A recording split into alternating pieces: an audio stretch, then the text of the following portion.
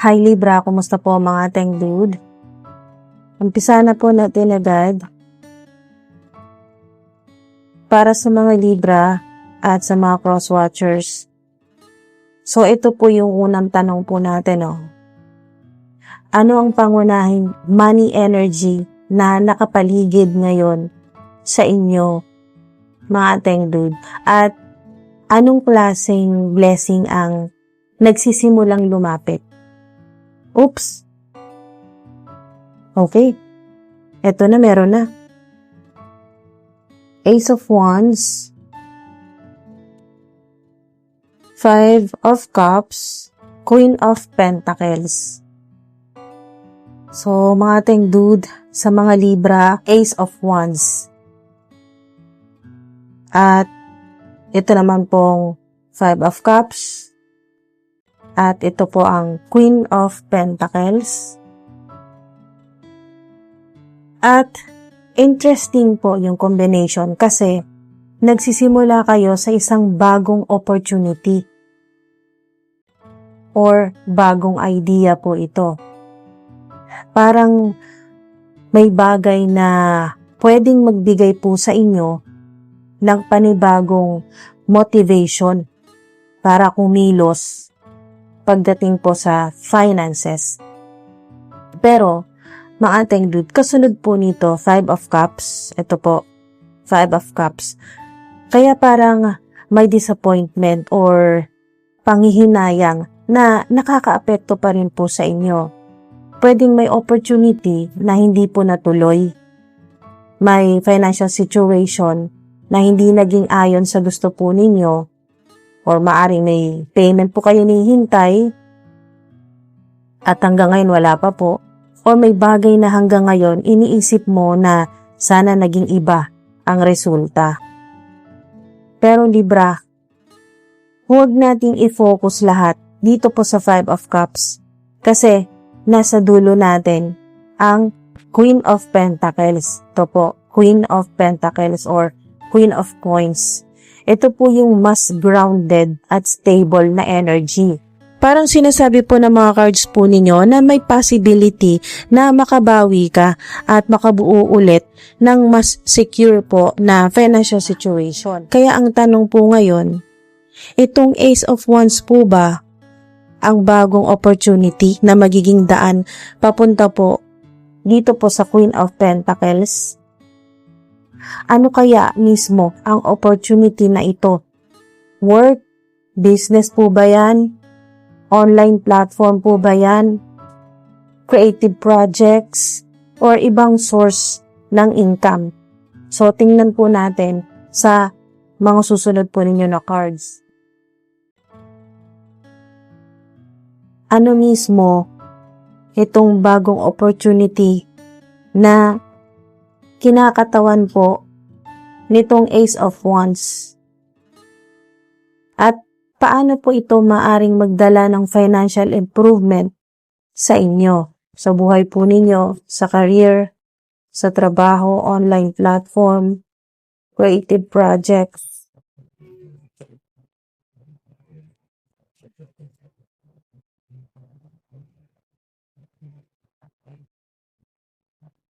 Okay, so meron po kayo ditong pause, timing factor, living beyond means, pretending, journal, writing, keeping notes, diary.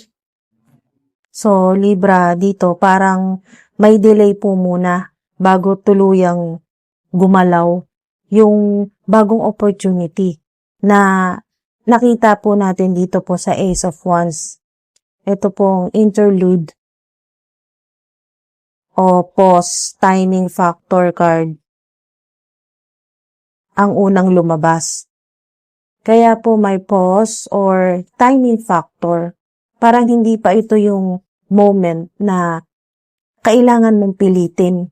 May bagay mo nang kailangang mag-align bago mag-move forward. At meron pang pretending. Ito po yung card na gusto kong bantayan. Pwedeng may isang tao o situation na hindi exactly malinaw kung ano ang pinapakita. Pwedeng may hindi sinasabi, pwedeng may nagho-hold back ng information, or may situation na kailangan mong tingnan ng mas mabuti bago ka magtiwala.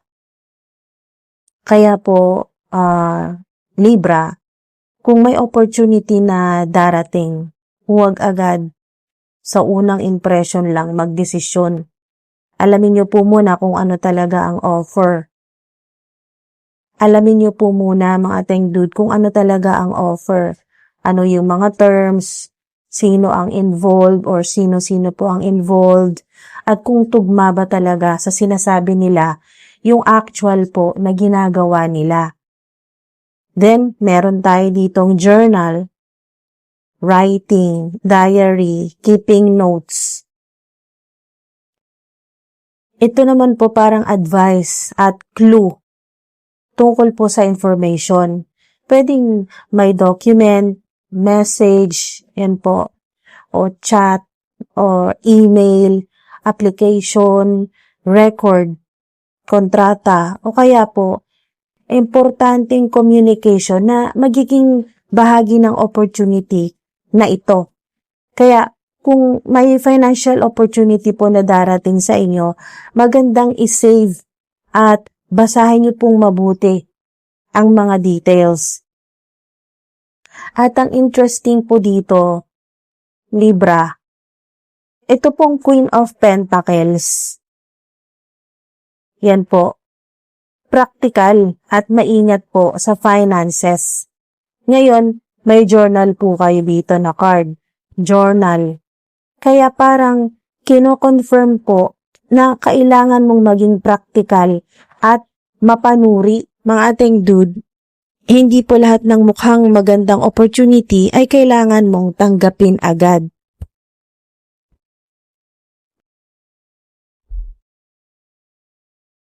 So gusto kong malaman sa next cards po na lalabas, ano ang nasa likod po ng pause? Okay, itong pause energy na to. Itong pause timing factor. At kung itong opportunity ba ay talagang makakatulong sa finances mo o may kailangan ka munang malaman bago nyo po ito pasukin. Okay, tuloy lang tayo. Okay, mga Teng Dude, tuloy lang tayo. Ano ang kailangan munang malaman o ma-uncover ng mga Libra tungkol po sa opportunity na ito bago ito magbigay ng financial blessing? Oh, dalawa.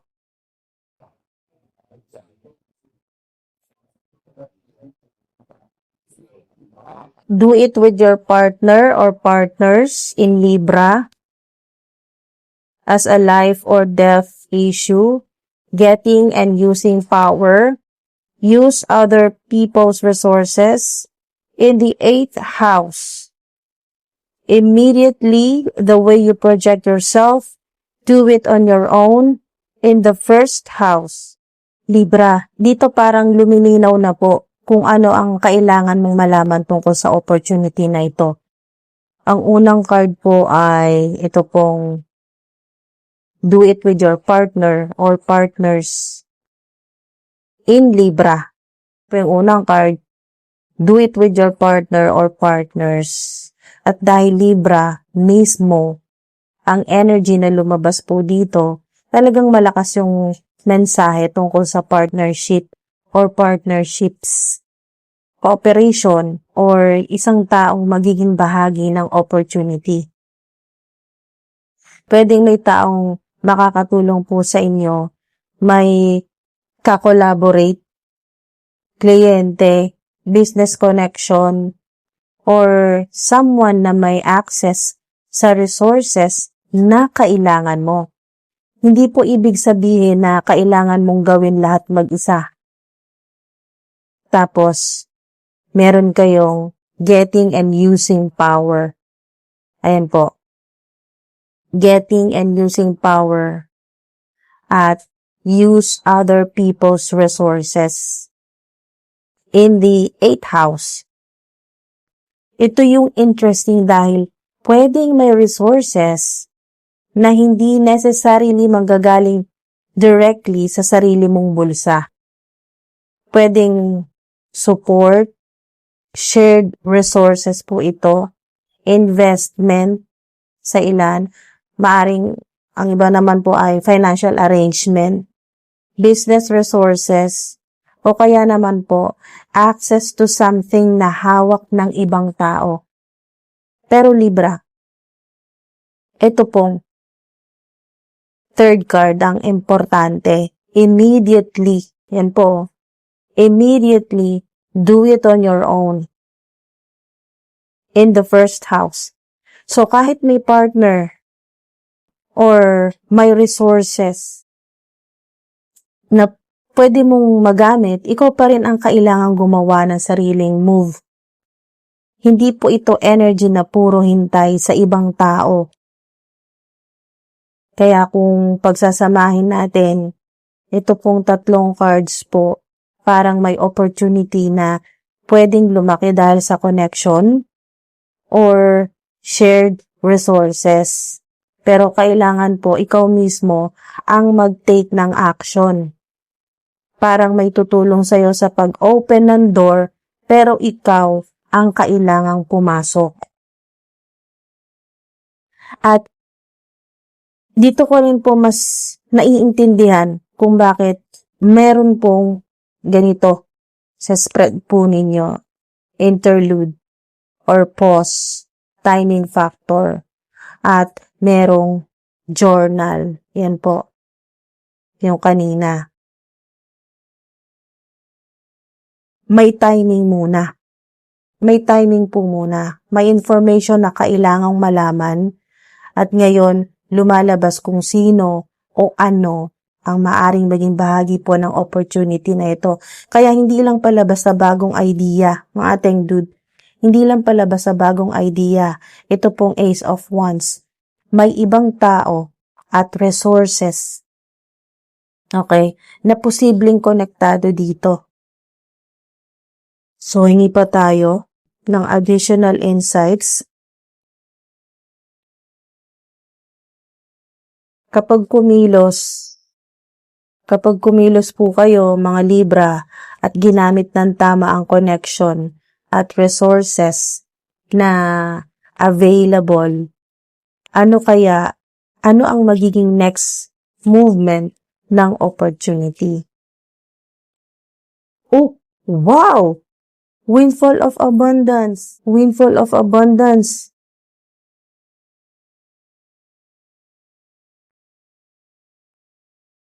Deservingness. Employment change. Libra, ito na po ang final cards po ninyo. At honestly, ang ganda ng direction ng ending ng reading na ito.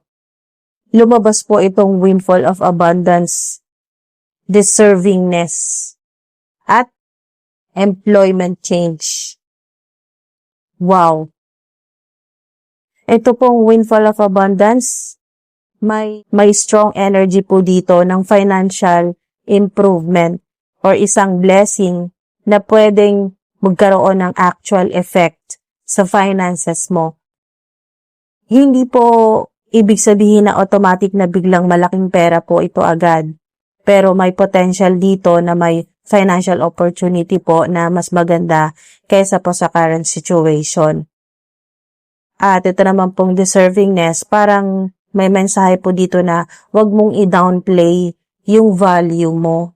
Kung may opportunity na dumating, huwag agad isipin na baka hindi para sa akin or baka hindi ko kaya ito. Kailangan mong kilalanin, ating dude, kung ano yung kaya mong ibigay at kung ano yung deserve mong matanggap kapalit po ng effort at skills po ninyo. At ang pinaka-specific na card po ay ito pong employment change. So para sa ilan, sa inyo mga ating dude, maaring may pagbabago sa trabaho bagong position, bagong employer, o kaya naman po sa ilan, bagong source of income, pagbabago ng role, or isang opportunity po na may connection po sa career po ninyo.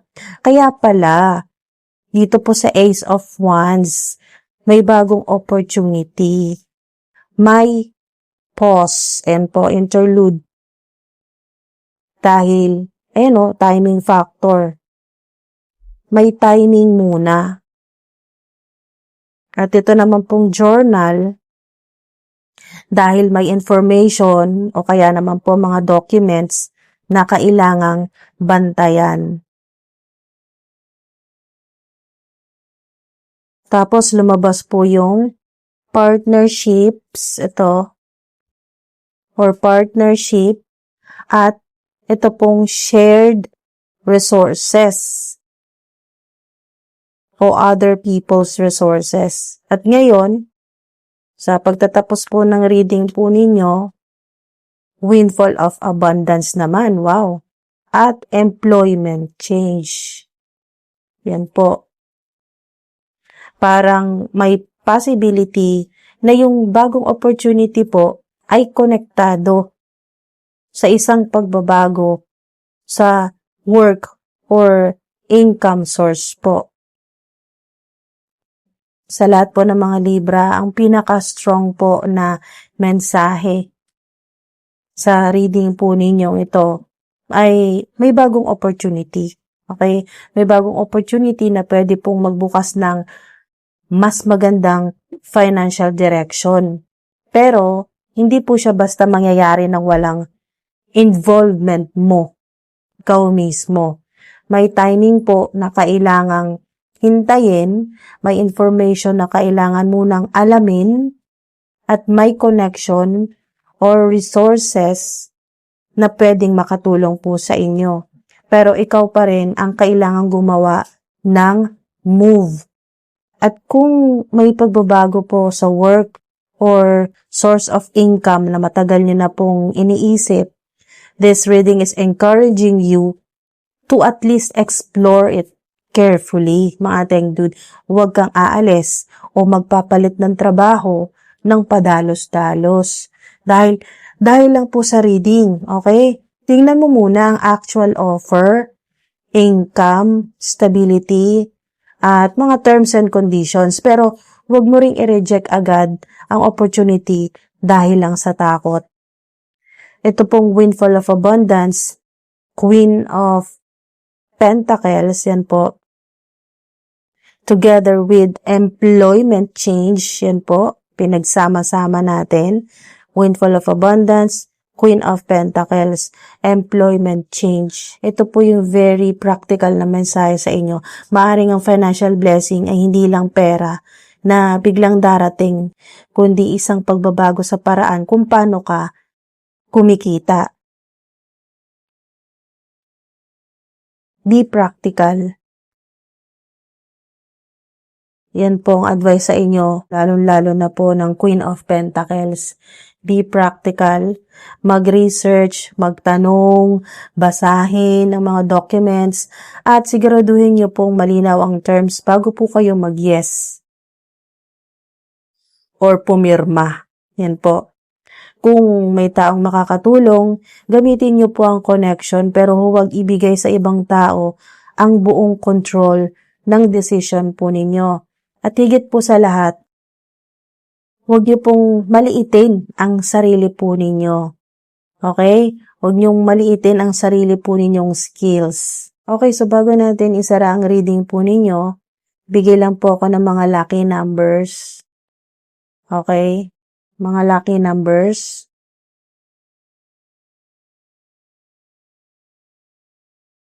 Meron kayong 3, 19, 16, 17, 10, 8, 20, 14, 4, at 11. 10, kung nabanggit ko po ba? 10, meron din pong 10. 2, kasi partnership. 2. 1, sariling action po ninyo, initiative. 1. 8, yung shared resources, financial matters po yan, o para sa akin, ang 8 po ay napakaswerte din po. Money energy, okay? Windfall of abundance or infinite abundance. At yung 10 naman po ay major change naman po yan. Malaking pagbabago talaga, lalo na kung ang ilan sa inyo ay mag-resonate po dito sa employment change. Malaking pagbabago talaga, major change. At ang 11 naman po, lalo na kung madalas kayo makakita ng 11, 11, opportunity po at intuition. So, bigay ko na rin po yung mga lucky dates. Yan po, sa mga interesado lang po, mga lucky dates po ay 1, 2, 8, 10, 11, 19 at number 28 po. Okay? 28 petsa, dates. Pwede niyo pong gamitin ito as symbolic lucky dates, especially po for planning, applications, yan po, interviews, important po na mga conversations, o kaya naman po, organizing finances po. Not as guarantee na may money event sa exact date, pero baka makatulong po sa inyo. Sa mga interesado lang po. Ito naman po yung mga petsa, no? Yung mga dates, mga araw na pwedeng bigyan nyo ng extra careful, yun, maging maingat. Yan po, sa mga naniniwala lang po, sa mga interesado lang po, okay? 5, 13, 16, at 24. Hindi po ibig sabihin na malas po ang mga araw na ito na nabanggit ko. Mga ateng dude, mas bagay silang gawing caution dates lang po. Caution dates para sa mga katulad po ng impulsive financial decisions. Lalo na dahil meron po kayong ganito, pretending, living beyond means. Ayan po, at 8th house energy sa reading po ninyo dito po sa card na as a life or death issue. Yan po. Okay, so lucky colors. Yan po mga tengdude. Lucky colors. Sa mga interesado lang po. Green. Yan po sinisimbolo ng money, growth. Gold naman po ay abundance, confidence. Cream or white, clarity naman po yan. Lalo na sa mga pagdedesisyon po ninyo. Soft pink. Yan po. Yung parang light pink, baby pink. Ganun po. Libra balance yan. At partnership. Mga lucky symbols naman po, susi, simbolo ng bagong opportunity. Yung document naman po, mga papeles, ganun po. O journal, employment opportunity. Plant, yung dahon, yan po. Growth naman po yan, growth. Coin, barya, yan po. Coin, financial improvement naman po yan. Kung may makita po kayong coin or coins in any shape or form, yan po ay simbolo ng financial improvement. So, mga ateng dude, kung may isang bagay akong iiwan sa inyo mula po dito sa reading po ninyo, ito po yun. Huwag mong isipin na kailangan mong manatili sa isang financial situation forever dahil lang nasanay ka na doon. Nasanay ka na sa hirap, nasanay ka na sa paulit-ulit na cycle ng problema sa pera o sa trabaho.